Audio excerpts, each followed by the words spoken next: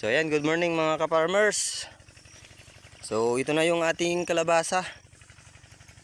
So napansin ko kahapon mga ka-farmers, ayun oh, may mga white fly. Yun. So kailangan natin na agapan ito mga ka-farmers. Kasi mainit ang panahon. Ayun oh.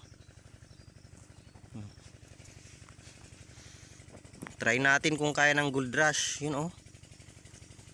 Pag hindi naagapan ito mga ka-farmers, mangungulot ang ating kalabasa. Yun oh.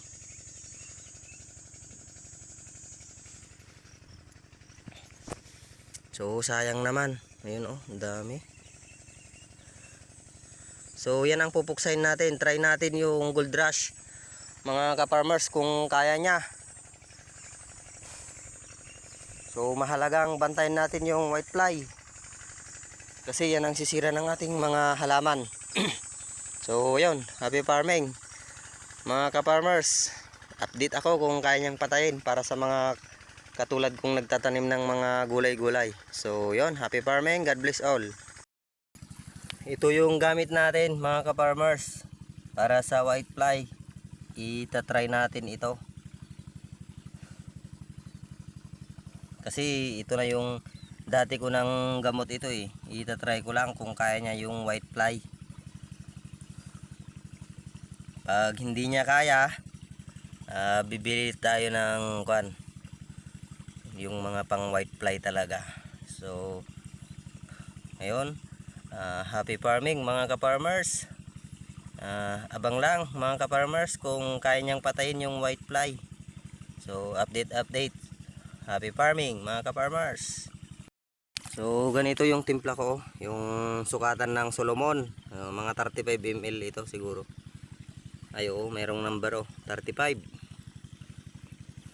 So ayan, try natin sa white fly kung mabisa si gold rush. So yan.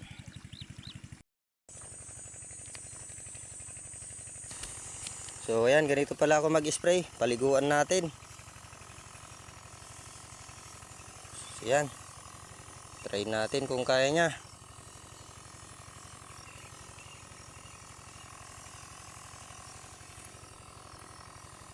Yan. Kahit sa paligid.